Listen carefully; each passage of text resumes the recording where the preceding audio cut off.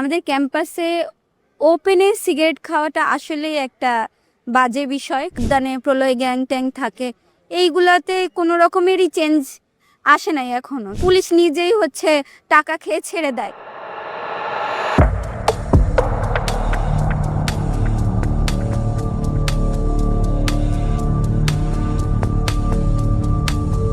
তামাকজাত পণ্য ব্যবহার নিয়ন্ত্রণ ও সংশোধন অধ্যাদেশ 2025 জারি করা হয়েছে। পার্ক, জনবহুল স্থান, শিক্ষা প্রতিষ্ঠান এবং হাসপাতালের 100 মিটার এলাকা তামাকজাত পণ্য বিক্রয় এবং সেবন উভয় নিষেধাজ্ঞা রয়েছে।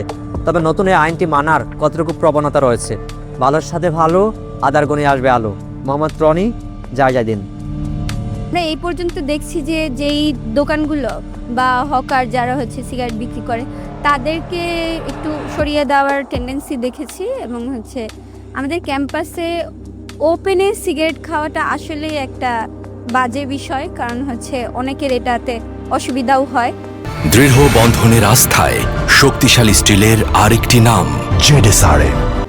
এই লগুলো কিন্তু আগেও ছিল, কিন্তু কি ইমপ্লিমেন্ট করা হয় নাই বা বাস্তবায়ন করা হয় নাই। শিক্ষা প্রতিষ্ঠান, তারপর হাসপাতাল, তারপর যে কোনো শিশু পার্কের আশেপাশে যদি 100 মিটারের দূরবর্তীতে এই বিষয়টা থাকে, যেমন স্বাধীনতা মানে কি, অন্যের স্বাধীনতাকে যেন খর্ব না করে সেই বিষয়টা যেন আমাদের দেশে বাস্তবায়িত হয়, সেটাই আমাদের প্রত্যাশা। আমাদের ঢাকা বিশ্ববিদ্যালয়ে এটার ভিতরের মানুষগুলো তো একে অপরকে রেসপেক্ট করে একটা স্মোকিং জোন টাইপের থাকে, সেই জায়গায় গিয়ে খায়।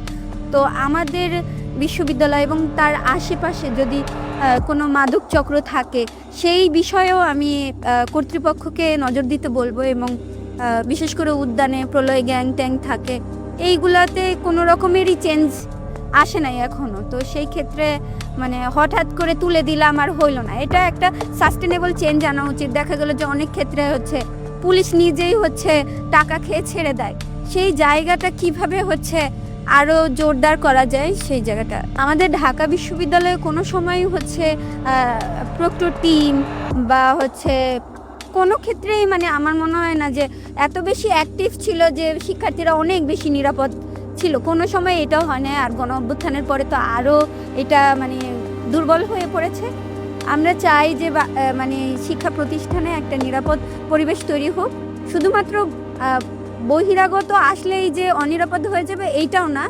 আমরা মনে করি যে যদি আমরা নিজেরা আইন মানি, তাহলেই হয়তো আমরা নিরাপদ থাকবো।